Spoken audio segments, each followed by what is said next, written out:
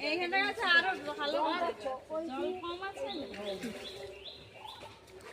মানে চানটা ফাঁকা আছে হ্যাঁ টেরেলে কাজ যাবে যেই সেই ঘাসের কাছে ভালো বুঝে যাবে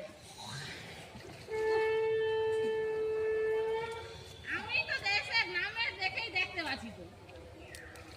আরেকদিন তো সকালবেলা কিছু হয়েছিল বুঝতে পারিনি তখন কম হয়েছিল তখন তো কেউ উঠেনি ওইখানে বুঝে যাবে না এইখানটার কাছে ভালোই বুঝে যাবে চানটা ফাঁকা নেই এইখানে ভালো বুঝে যাচ্ছে চার সাইড করে সেই বাঁশের কাছে ওই বাঁশটা উঠতেছে আর নামতেছে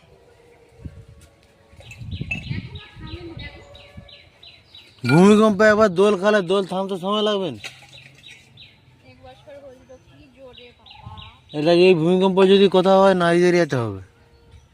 জোর হয়েছিল একবার ভূমিকম্প এরকম তখন জায়গাটা এরকম